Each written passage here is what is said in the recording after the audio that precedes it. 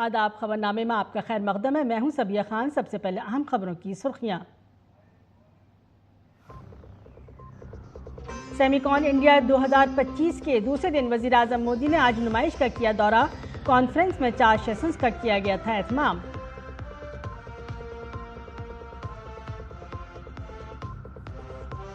नई दिल्ली में मरकजी वजीर खजाना निर्मला सीतारमन की जेर सदारत जीएसटी काउंसिल की मीटिंग मुनक़िद।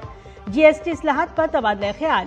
रोजमर्रा की अशिया पर टैक्स कम करने के लिए जीएसटी में तरमीम की तजवीज़ की जा सकती है।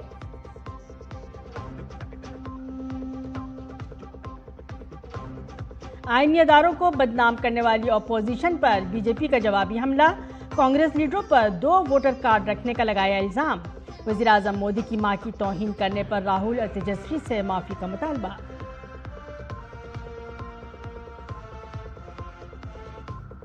नक्सल फ्री इंडिया मुहिम को मिली बड़ी कामयाबी। सुकमा में 33 लाख के इनाम वाले 20 नक्सलियों ने डाले हथियार।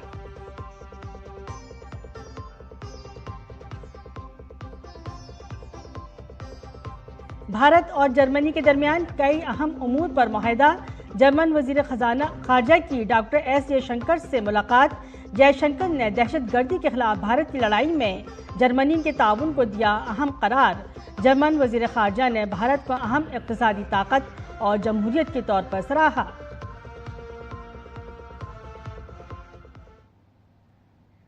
खबरें तफसील से। वज़ीर-ए-आज़म नरेंद्र मोदी ने सेमिकॉन इंडिया के दूसरे दिन सेमीकंडक्टर सेक्टर के माहिरीन के साथ बातचीत की और इस टेक्नोलॉजी का इस्तेमाल करने वाले मुख्तलिफ मसनूआत प्रोजेक्टों का मुआयना किया। भारत की सेमीकंडक्टर सनत 2030 तक $1 ट्रिलियन तक पहुँचने का तखमीना है। भारत अब तेज़ी से हुनर, एतमाद और टेक्नोलॉजी की ताकत की बिना पर आलमी सेमीकंडक्टर मरकज़ बनने की तरफ बढ़ रहा है। मुल्की और गैर मुल्की सरमायाकारों को पॉलिसी में इस्तेहकाम का यकीन दिलाते हुए वज़ीर-ए-आज़म नरेंद्र मोदी ने कहा कि भारत दुनिया की सबसे जदीद चिप बनाने की समत काम कर रहा है और जल्द ही भारत की सबसे छोटी चिप दुनिया में सबसे बड़ी तब्दीली का सबब बनेगी। आलमी सतह पर सेमीकंडक्टर मार्केट $600 अरब का हो चुका है और भारत इस मार्केट में बड़ा हिस्सा हासिल करने की कोशिश कर रहा है। इस सिलसिले में भारत अपनी पहली देसी सेमीकंडक्टर चिप बनाने में कामयाबी हासिल कर ली है। वज़ीर-ए-आज़म के दफ्तर पीएमओ के सोशल मीडिया प्लेटफॉर्म एक्स पर एक मजमून शेयर किया गया है जिसमें भारत में मकामी सेमीकंडक्टर सेक्टर को उजागर किया गया है। ये मजमून इंफॉर्मेशन और टेक्नोलॉजी के वज़ीर अश्विनी वैष्णव ने लिखा है। भारत के इनकलाबी सेमीकंडक्टर के सफ़र का हवाला देते हुए मरकज़ी वज़ीर अश्विनी वैष्णव ने लिखा है, भारत का ये सफ़र वज़ीर-ए-आज़म नरेंद्र मोदी के जामे विजन का हिस्सा है। उन्होंने लिखा कि जिस तरह आधार, यूपीआई और इंडिया स्टेक ने हर शहरी को टेक्नोलॉजी तक रसाई दी, उसी तरह भारत अब एक सेमीकंडक्टर मैन्युफैक्चरिंग माहौलियाती निज़ाम बना रहा है। वज़ीर ने कहा कि सेमीकंडक्टर्स आज आलमी जोग्राफियाई सियासत के मरकज़ में हैं। जदीद मवासिलात, डेटा प्रोसेसिंग, AI, काबिल तजदीद तवानाई और सिक्योरिटी सबका इन्हिसार सेमीकंडक्टर्स पर है। ऐसे में आत्मनिर्भर भारत के लिए इस मैदान में महारत हासिल करना नागुज़ीर है। सेमीकंडक्टर मैन्युफैक्चरिंग में भारत के सफ़र पर रोशनी डालते हुए मरकज़ी वज़ीर लिखते हैं कि सेमीकंडक्टर की मांग मुस्तक़बिल में मज़ीद बढ़ेगी। उन्होंने लिखा कि इलेक्ट्रॉनिक्स की हमारी अपनी खपत और पैदावार गैर मामूली रफ्तार से बढ़ रही है। आज भारत में 65 करोड़ से ज़्यादा स्मार्टफोन सारिफीन हैं और हमारी इलेक्ट्रॉनिक्स मैन्युफैक्चरिंग सालाना 12 लाख करोड़ रुपए को छू रही है। इंडिया सेमीकंडक्टर मिशन के तहत 10 प्लांट्स को मंजूरी दी गई है, जिनमें से सानंद में पायलट प्रोडक्शन लाइन शुरू हो चुकी है और 4 मजीद यूनिट अगले 1 साल में काम करना शुरू कर देंगे।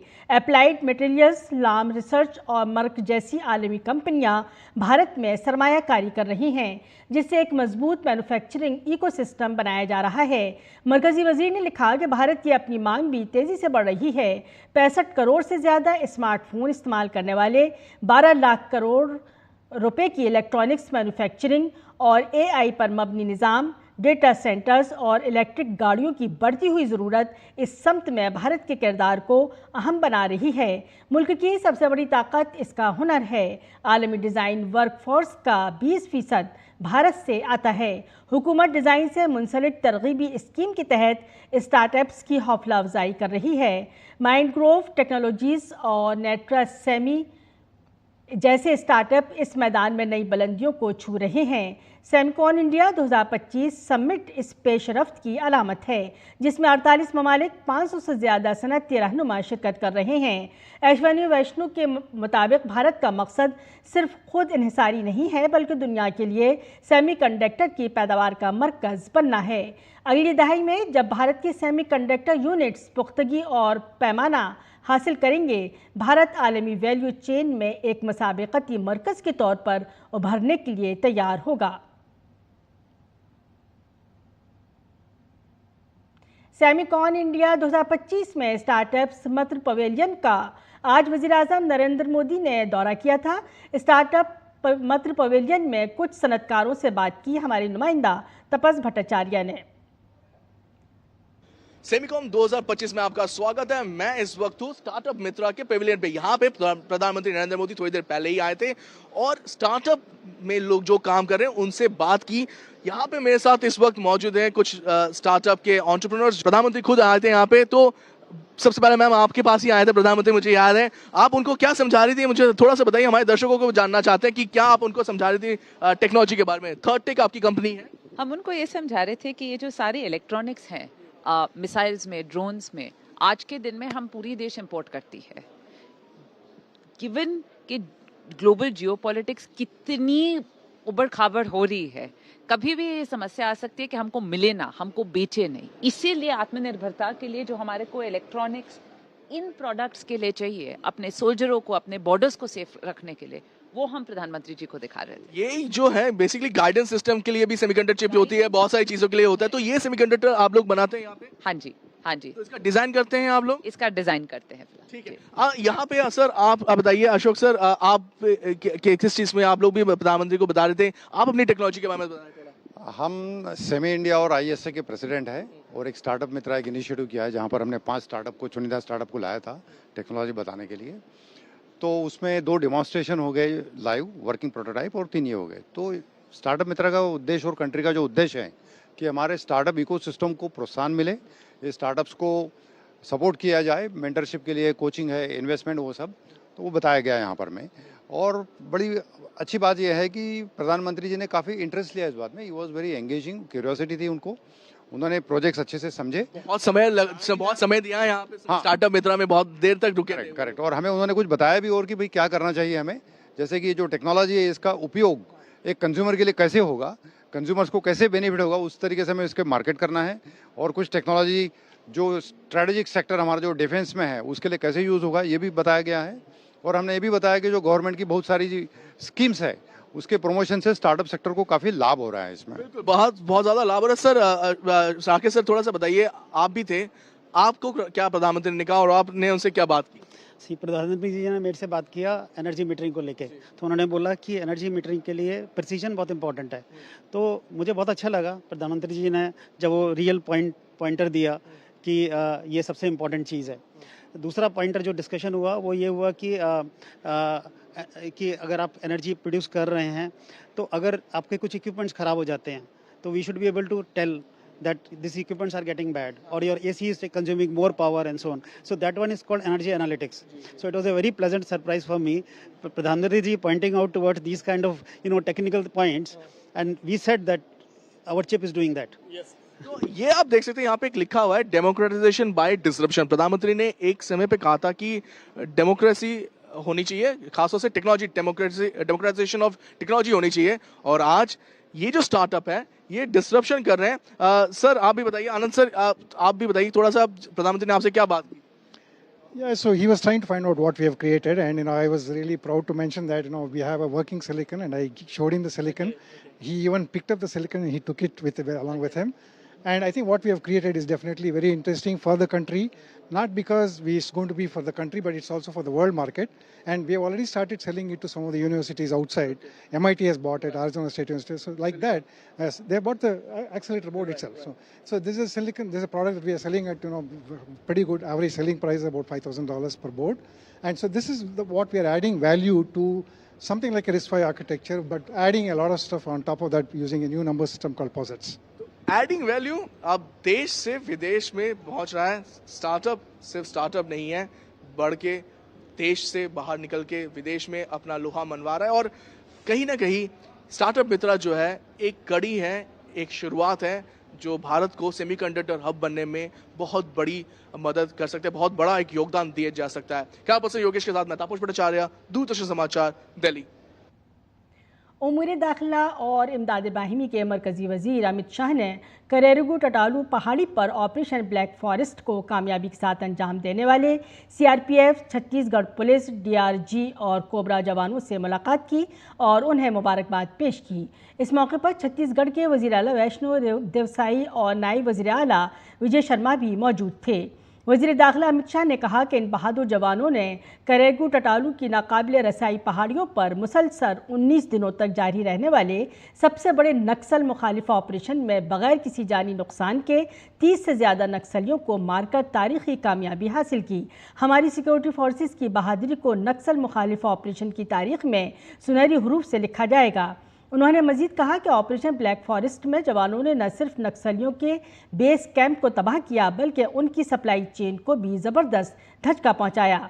मोदी हुकूमत और छत्तीसगढ़ हुकूमत नक्सल मुखालिफ ऑपरेशन में शहीद या ज़ख्मी होने वाले जवानों और उनके अहल खाना की ज़िंदगियों को आसान बनाने के लिए पुरअज़्म हैं। ममनून कौम की जानिब से हमारी सिक्योरिटी फोर्सेस को एजाज़ से नवाजा गया।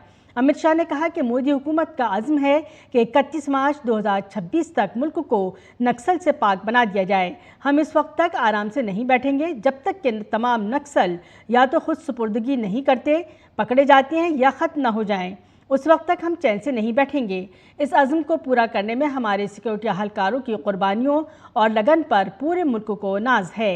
इस दौरान वज़ीर आला ने वज़ीर दाखिला को यकीन दिलाया कि रियासती हुकूमत माओ नवाज़ों के मुकम्मल खात्मे तक जारहाना मुहिम जारी रखेगी और साथ ही साथ तरक्की को तेज़ रफ्तारी से आगे बढ़ाएगी।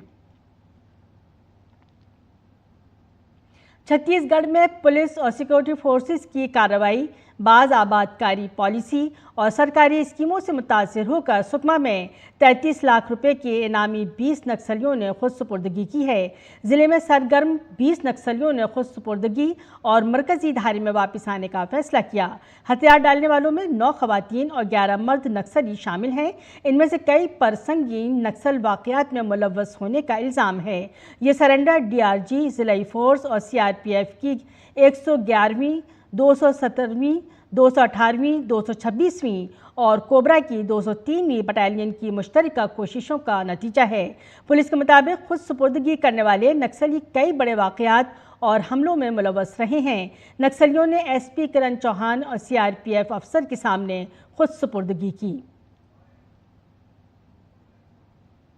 जिला पुलिस और CRPF द्वारा नक्सल निर्मूलन के लिए जो लगातार प्रयास किए जा रहे हैं उससे प्रभावित होकर आज 20 नक्सलियों ने आत्मसमर्पण किया है। 20 नक्सलियों में 9 महिला नक्सली और 11 पुरुष नक्सली है। इन पे सब मिला के 33 लाख का इनाम रखा गया है। इनमें 2 नक्सलियों पे 8 लाख का इनाम है, 1 नक्सलियों के 5 लाख का इनाम है। इसके अलावा 4 नक्सलियों के पे 4-4 लाख का इनाम है और बाकी अन्य नक्सली अग्र संगठन के सदस्य हैं। सभी नक्सलियों को शासन द्वारा जो आत्मसमर्पण पॉलिसी है उसके अनुसार सभी बेनिफिट्स मिलेंगे, उनको रिवॉर्ड मिलेगा। मैं इसी मौके पे सभी नक्सलियों से ये अपील करता हूं कि जल्द से जल्द सरेंडर करके मुख्यधारा में शामिल हो जाए। इलेक्शन कमीशन की साख पर अपोजिशन के मुसलसल हमलों के दरमियान बीजेपी ने कांग्रेस पर जवाबी हमला किया है। बीजेपी की तर्जुमान शाजिया इल्मी ने इल्ज़ाम आयद किया कि कांग्रेस कायदीन के पास 2 वोटर कार्ड रजिस्टर्ड हैं। उन्होंने कहा कि कांग्रेस लीडर पवन खेड़ा और उनकी अहलिया के नाम पर 2 वोटर कार्ड मिले हैं। शाजिया इल्मी ने कहा कि जो पार्टी वोट चोरी का इल्ज़ाम लगा रही है वो खुद वोट डकैती का काम कर रही है। कि कब तक ये इल्ज़ाम लगाएंगे? जैसे कि मैंने कहा, आम लोगों की बात होती है तो आपका खोजी पत्रकार जाग जाता है, लेकिन अपने ही CWC मेंबर और मीडिया हेड के 2-2 ID पाए जाते हैं, वोटर ID, EPIC और उनकी पत्नी के। उस पर कोई जांच नहीं होती। मतलब क्या हुआ, आपके नज़दीकियों के जो हैं, आपके करीबी बाकायदा ये खुला खेल फर्रुखाबादी वोटरों के साथ, वोटर आईडी के साथ धांधली कर रहे हैं, तेजस्वी यादव कर रहे हैं, और उस पर आपके होठ सिले हुए हैं। कांग्रेस आरजेडी प्लेटफॉर्म से वज़ीर-ए-आज़म नरेंद्र मोदी की मां के खिलाफ तौहीन आमेज अल्फाज के इस्तेमाल पर बीजेपी समेत पूरा एनडीए इस वक्त नाराज़ है। बीजेपी की तर्जुमान शाज़ी इल्मी ने कहा कि अपोजिशन का इस किस्म का रवैया नाकाबिले बर्दाश्त है। उन्होंने ये भी कहा कि अब तक तेजस्वी यादव और राहुल गांधी ने इस वाक़े पर खामोशी इख्तियार कर रखी है। बिहार के अवाम इसका ज़रूर बदला लेंगे।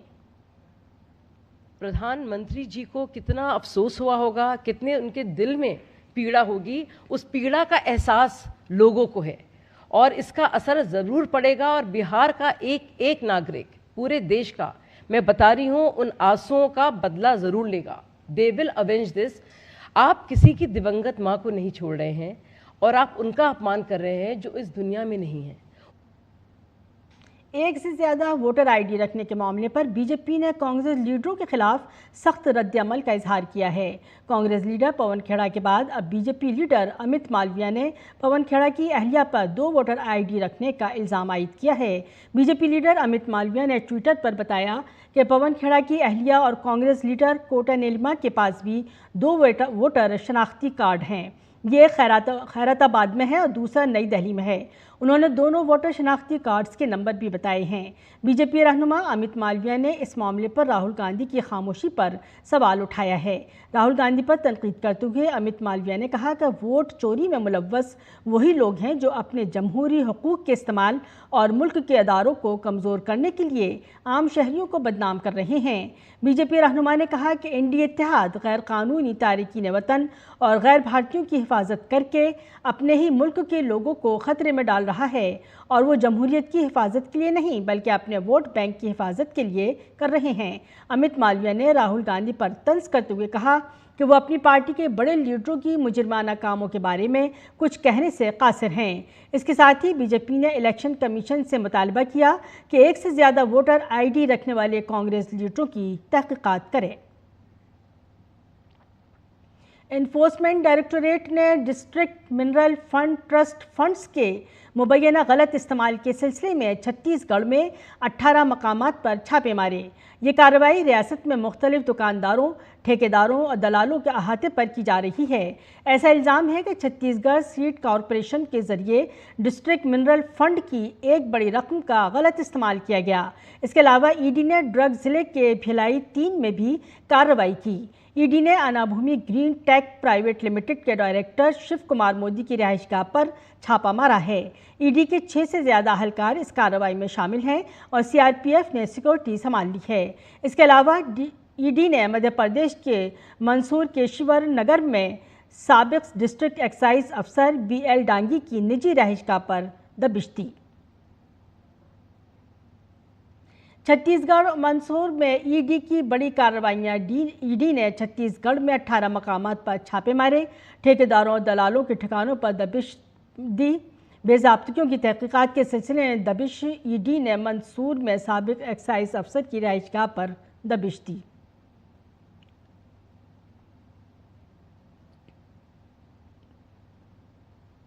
सिंगापुर के वज़ीर-ए-आज़म लॉरेंस वोंग भारत के दौरे पर हैं। आज नई दिल्ली में उन्होंने बाबा-ए-कौम महात्मा गांधी को उनकी समाधि राजघाट पर खराज अक़ीदत पेश किया। इस मौके पर राजघाट कमेटी के सेक्रेटरी रजनीश कुमार ने सिंगापुर के वज़ीर-ए-आज़म को महात्मा गांधी पर कुछ किताबें और महात्मा गांधी का मुजस्समा पेश किया।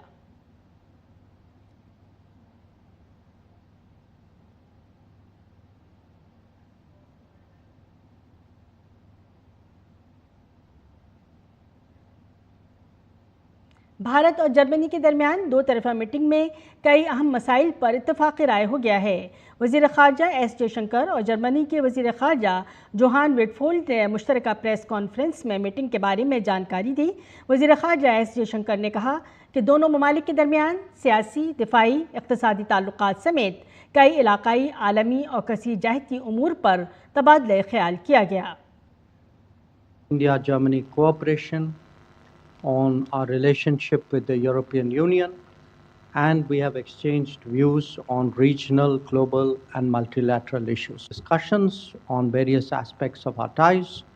This includes our political cooperation, security and defense, economic relations, research and future technologies, climate and energy, as well as education, skilling, mobility, and people-to-people exchanges. दो तरफा मीटिंग में माहौलियाती तहफ़्फ़ुज़ और सब्ज़ तवानाई के हवाले से अज़्म का इयादा किया गया।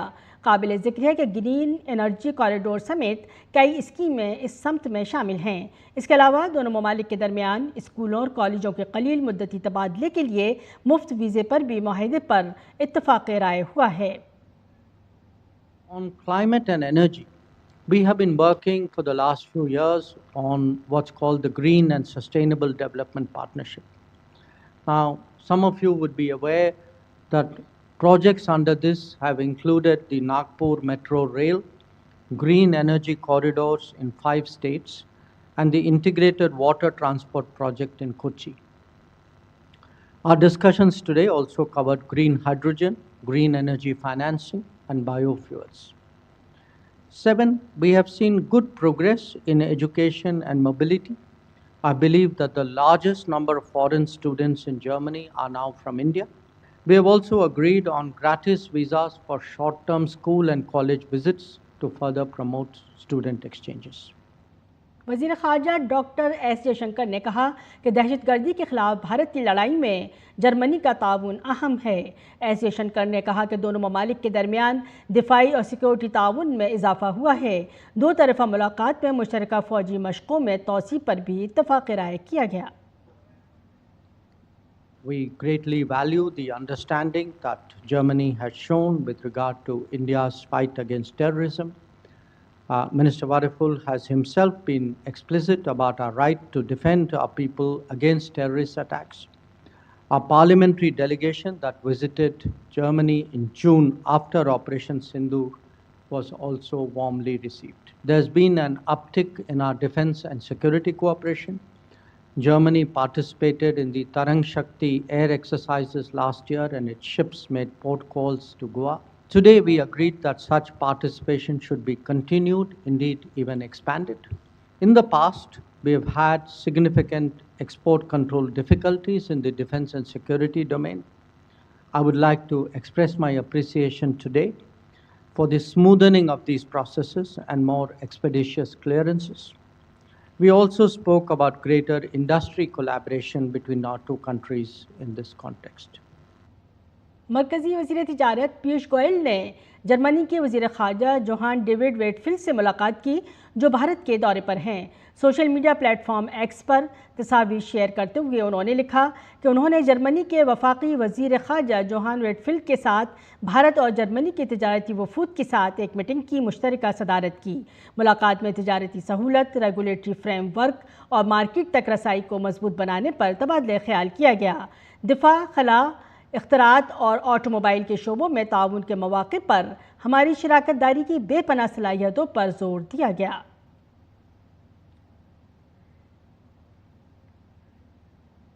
जीएसटी काउंसिल की आज नई दिल्ली में मीटिंग जारी है। सबकी नज़रें जीएसटी काउंसिल की इस मीटिंग पर मरकूज़ हैं। इस 2 रोज़ा मीटिंग में जीएसटी काउंसिल मरकज़ की नेक्स्ट जनरेशन जीएसटी इस्लाहात की तजवीज़ पर तबादला ख्याल कर रही है। रोज़मर्रा की चीज़ों पर टैक्स कम करने के लिए मीटिंग में जीएसटी में बड़ी तब्दीलियाँ रूनुमा हो सकती हैं। काबिल ज़िक्र है कि इस मीटिंग की सदारत वज़ीर ख़जाना निर्मला सीतारमन कर रही हैं। वज़ीर ख़जाना ने कल मीटिंग से पहले कहा था कि आने वाली नेक्स्ट जनरेशन की जीएसटी इस्लाहात टैक्स के अमल को मज़ीद आसान बनाएगी और तामील के बोझ को कम करेगी, ख़ासतौर पर छोटे कारोबारों के लिए। इससे छोटे कारोबार की तरक्की में मदद मिलेगी। इस कमी से सारिफीन को राहत मिलने की उम्मीद है। ये टैक्स इस्लाहात दिवाली से पहले अक्टूबर में लागू होने का इम्कान है। वज़ीर-ए-आज़म नरेंद्र मोदी की हिदायत के मुताबिक रेगुलेटरी की तामील कम करने और कारोबार करने में ईज़ ऑफ डूइंग के लिए मरकज़ी हुकूमत ने नए drugs and clinical trials rules 2019 में तरामीम की तजवीज़ पेश की है। इन तरामीम का नोटिफिकेशन 28 अगस्त 2025 को गज़ट ऑफ इंडिया में शाया किया गया है और अब इस पर अवामी तजावीज़ को मदऊ किया जा रहा है। तजवीज़ में मौजूदा लाइसेंस सिस्टम को नोटिफिकेशन सिस्टम में तब्दील कर दिया जाएगा, जबकि हाई रिस्क कैटेगरी के अद्वियात के अलावा दीगर दरख्वास्त दहंदगान को लाइसेंस के लिए इंतज़ार नहीं करना पड़ेगा। इसके अलावा प्रोसेसिंग का वक्त 90 दिन से कम होकर 45 दिन हो जाएगा। पाकिस्तान के शहर क्वेटा में बलूचिस्तान नेशनल पार्टी की रैली के करीब ज़ोरदार धमाके में 14 अफराद हलाक और 35 ज़ख्मी हो गए। इत्तलात के मुताबिक ये धमाका पाकिस्तान के मुमताज़ सियासतदान और BNP के बानी सरदार अताउल्ला मैंगल की 4थी बरसी के मौके पर मुनक़िदा प्रोग्राम के इख्तिताम के फ़ौरन बाद शाहवानी स्टेडियम के करीब हुआ। बलूचिस्तान के वज़ीर सेहत ने हलाकतों की तादाद की तस्दीक की है। पुलिस के मुताबिक हमले का मकसद BNP रहनुमा और उनके काफ़िले को निशाना बनाना था। यहीं पर खबरनामा अपने अख्तिताम को पहुंचा। इजाज़त दीजिए, आदाब।